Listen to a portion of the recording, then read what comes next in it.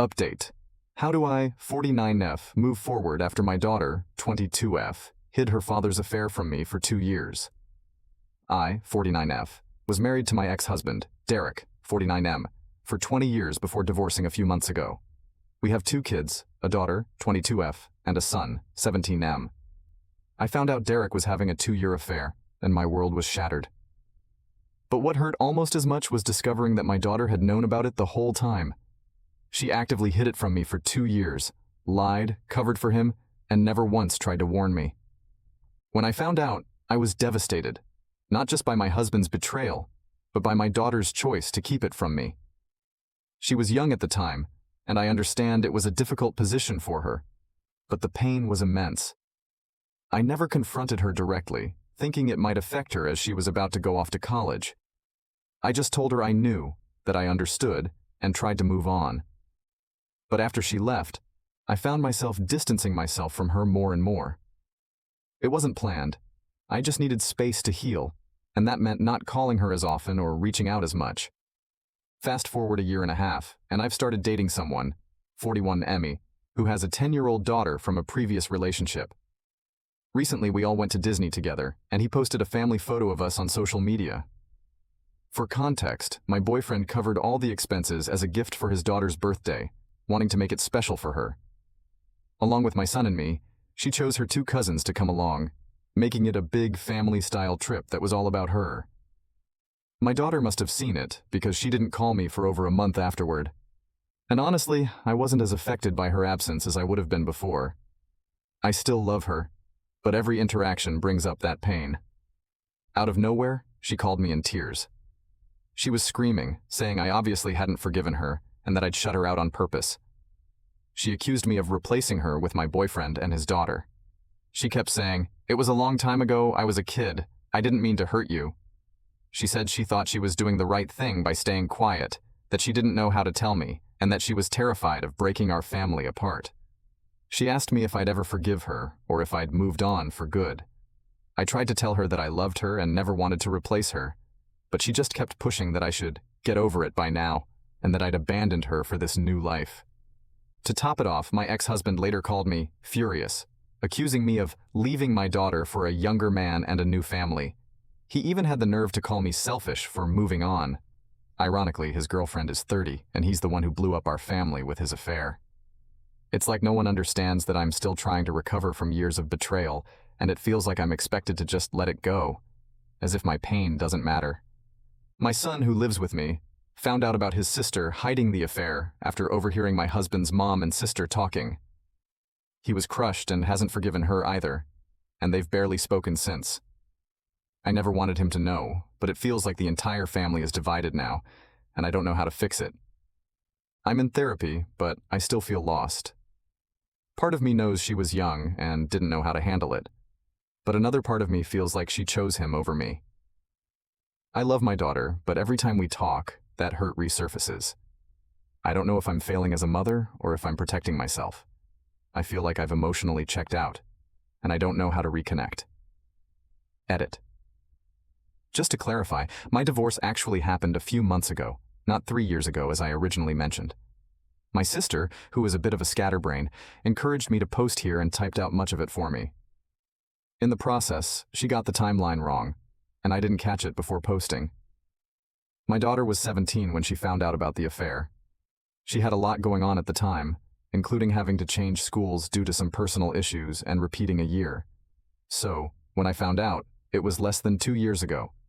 I hope this clears up the confusion. Now for the update. First, I want to thank everyone who responded to my post. I was honestly overwhelmed by the sheer number of replies. I tried my best to read through as many as I could, and some of the advice was hard to hear, but necessary. It's been a lot to take in, but one comment really stayed with me. Someone mentioned how fragile life is and how little time we really have with the people we love. That struck me deeply. I've been so consumed by pain and anger that I forgot to think about what I'd want my relationship with my daughter to look like in the long run. If something were to happen tomorrow, would I be okay with leaving things as they are? That thought stayed with me, and within a few days, I decided to contact my daughter. I told her I wanted us to talk, not to rehash the past or point fingers, but to figure out how we could move forward. She was hesitant at first, which I completely understand. We had the conversation a few nights ago, and while it wasn't easy, I'm grateful she was willing to open up. There were tense moments, and I won't lie, it was hard to hear some of what she said. But for the first time in a long while, I felt like we were finally addressing what had been festering between us. We talked about what had happened, and I finally asked her for the truth about everything. When I first discovered her father's affair, he told me that she had always known about it. In fact, he claimed she had been his ally, hiding things from me multiple times. He even said that she disliked me and was on his side. Hearing that from him was devastating. I couldn't believe my daughter would do something like that or feel that way about me. The way I found out about the affair was awful, and the idea that my daughter had played any part in it, even unknowingly, made it so much worse. At first, she was very reluctant to talk about it, but eventually, she opened up and started sharing everything, including what led up to her actions. A few months before discovering the affair, she had been involved in a difficult situation at her high school. Without going into specifics, it was a matter where her actions led to serious consequences. The school had a zero-tolerance policy, and as a result, she was expelled. She had to transfer to a new school and repeat the year. On top of that, her grades took a hit, and she was finding it challenging to get back on track. When it happened, I felt it was important for her to face the full weight of her actions and take responsibility for what she had done. I grounded her and took away her electronics, hoping the consequences would help her reflect and grow. I wanted her to understand the gravity of the situation and emerge from it as a better person. Her father, however, completely disagreed with my approach. He felt I was being too harsh, insisting that she had already learned her lesson and needed support rather than punishment. The tension in our household became unbearable. Between my frustration with him and my disappointment in her actions, I found it harder and harder to communicate properly with her. There were constant fights, arguments that seemed to erupt over everything and nothing at the same time. It wasn't just them. Therapy over the past year helped me realize that I played a part too. My hurt and frustration often came out as anger, and instead of addressing things calmly, I let my emotions take control. I was constantly angry and frustrated, and my mood probably created an even more tense and uncomfortable environment for everyone. So, when she found out about his affair shortly after, she was angry at me and still reeling from everything that had happened. She admitted that part of her decision to stay quiet was fueled by a desire to get back at me. She felt like keeping the secret was her way of taking revenge, though she now realizes how wrong that was. She also told me she had tried to get her father to come clean, but he discouraged her from doing so, telling her that I had already been disappointed enough by her situation and that she shouldn't make things worse. Feeling trapped, she lied and kept lying, hoping it would somehow blow over without me finding out. Hearing this from her was heartbreaking. It didn't justify what she did, but it helped me understand her perspective. Knowing her father pressured her to keep his secret makes my anger toward him even stronger. He broke everything with his affair and then used our daughter to cover for him, making her feel trapped and responsible for his lies. I hate what he put her through. To be honest, our marriage was already going through a rough patch at the time, and we likely would have ended up divorcing anyway. However, it's one thing to fail as a husband, but to fail so completely as a parent is unforgivable. They always had a good relationship, and I never wanted to ruin that for her, even when I was angry. But seeing how he used her in his lies has only deepened my resentment. I told her that I've been hurt, not just by her actions, but by how deeply they shook my trust in her. At the same time, I reminded her that I love her, and I always will. I said that while I can't change the past, I want to rebuild our relationship.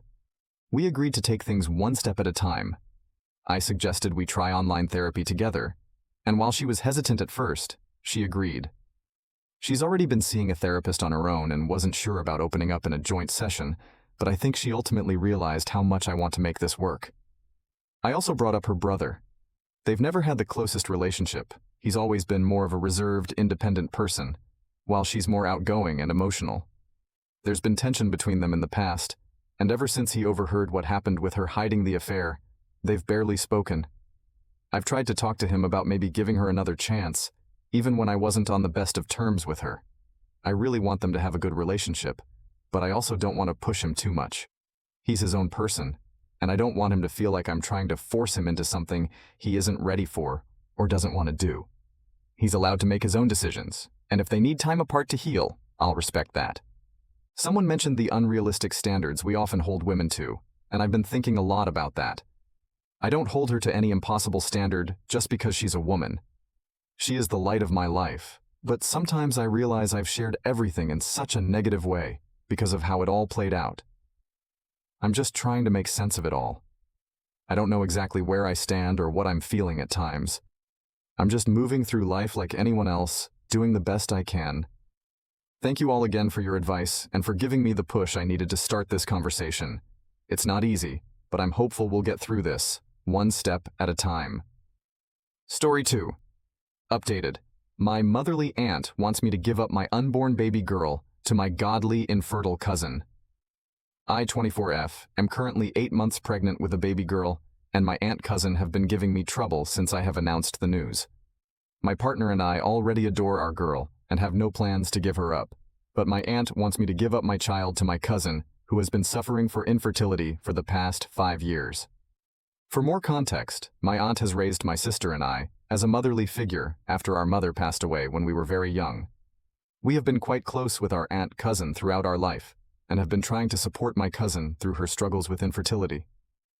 My aunt is also very religious, being a Mormon who regularly attends church and has a very rigid, close-minded view on morality, her values, and living a good life. She believes that a child deserves a strong, foundational religious upbringing with a strong, providing father and a loving, attentive mother. Since my partner is not Christian, and because we both have full-time jobs and careers, she believes that my child will grow up confused and misguided in our household due to our religious differences, lacking a proper sense of identity and adequate care. She says she fears that our child's well-being will not be put first in such an environment, and that our kid could likely go down a dark, immoral path. According to her, my cousin, who works part-time from home, and her husband are way better able to provide my child with a loving home with good values and religion. I have both my aunt and cousin blocked on most forms of communication, and I have moved to a new home where they do not know the address. My partner and I also got married in a private ceremony, so they won't have control over my medical decisions. Out of the two, my aunt has been more aggressively towards me, and even showed up to my old apartment one day to scream and argue with me about the situation. She, in a fake nice tone, tried to get me to come with her to a cafe near the church to speak with me about the baby, even when I told her there is nothing to be discussed and that I'm keeping the baby. I spoke with the apartment manager and had to hide until she left after half an hour. My aunt also has her church friends after me. They sometimes regularly send me hostile text message and voicemails. My cousin has been on the quieter side towards me and has been struggling with depression and trauma from her latest pregnancy last year, ending in a stillbirth of her baby girl after preterm labor at 30 weeks. She has been regularly posting on social media and has joined motherhood-related groups. I've heard through gossip that she is trying to get a baby through those groups and has been banned from a considerable amount of them, to her dismay. She had been harassing young moms and widows for their babies. My cousin is desperate for a baby to fix her family and is apparently waiting for my name to give birth for my baby girl, who she apparently sees her own late baby in. My aunt and her are apparently sure that I will be overwhelmed with my decision and the responsibilities with motherhood, that I will give more to my baby by letting my cousin and her husband adopt her.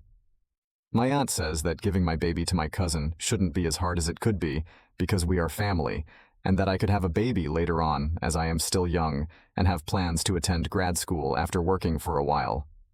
My cousin also apparently wants to get into contact, as we had before my pregnancy.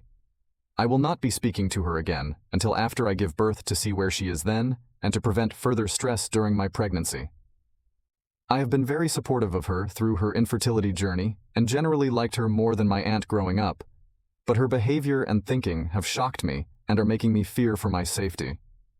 I am planning a big wedding party for next year, since my partner and I privately got married this year, and I am not sure if my cousin aunt would be invited and able to come. I have a lot of family support from both sides right now, apart from those who are close to them and on their side, but I'm not sure if that support will be as strong in a year, and what my relationship with my aunt cousin will be then. I have skipped some family events that I know they will be at. but I don't want to miss out on those family gatherings and fun forever. I'm not sure how the future will look like with my aunt-cousin after my baby and the issues that arise with that. Any support would be appreciated. Now, for the updates. Update 1. This will be a small update. We got in contact with the local church leader and talked to them about the situation with my aunt and cousin, who are both active members. We talked to him for a while. He initially dismissed my concerns as personal conflict between family and tried to refer us over to counseling services. We explained to him that my cousin is dealing with trauma from her baby's death and that she is having false hopes about adopting my baby, which would be raised in a good home. We also told him that my aunt is feeding into those hopes and has been harassing me on her behalf, causing disturbance and a lot of stress. He told me he understood my side and that he knew what my cousin has been going through with her inability to have kids.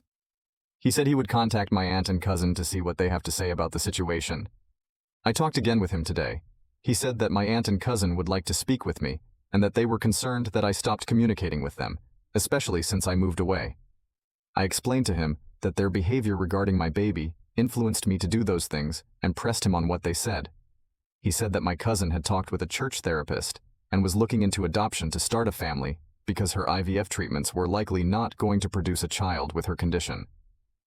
I emphasized to him that I was not giving up my baby and that my cousin had been thinking such. He said that understood that and started asking me for personal details on how I was doing now. He was again trying to set up a meeting between us and my aunt-cousin and referring us to services. I told him I was not comfortable with that at the moment, and he told me to at least call my cousin once. He said he will meet with my aunt on Sunday since I was too scared to do on my own. Our call ended after that.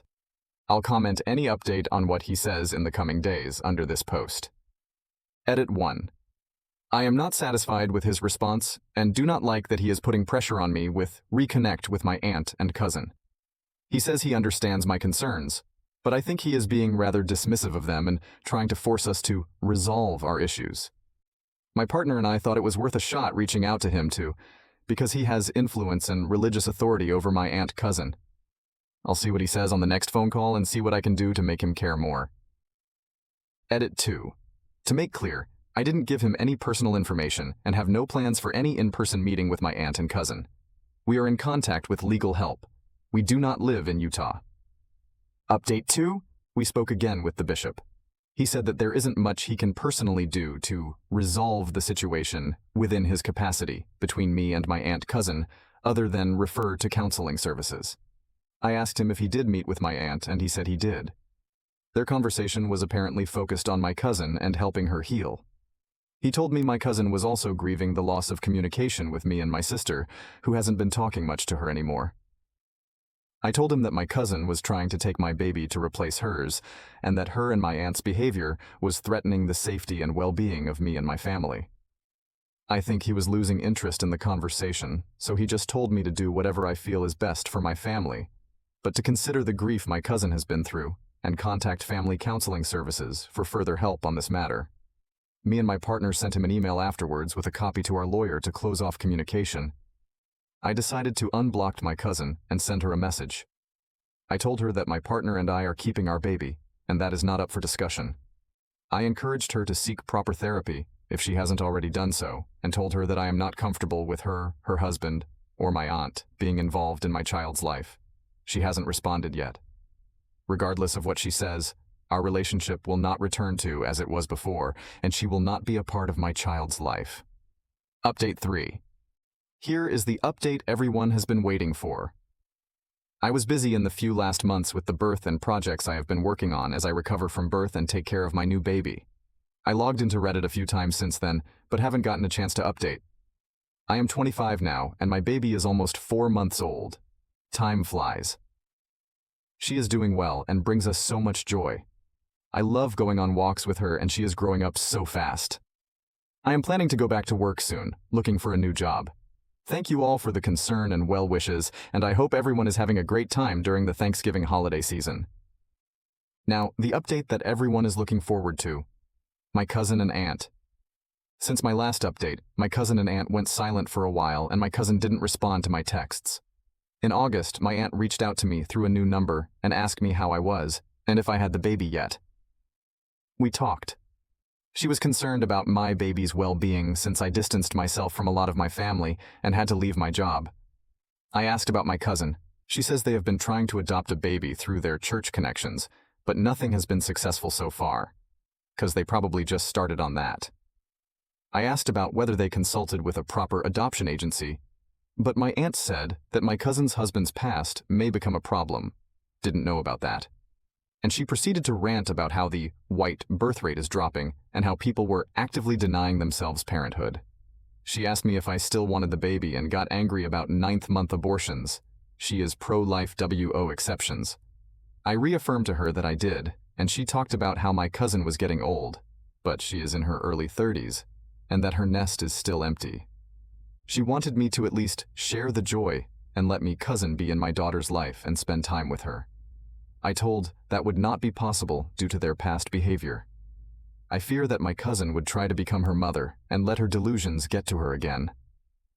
My aunt said that my cousin was trying to become better and got some church counseling. I still told her no. She then asked me if I knew anyone or any resources to adopt a baby.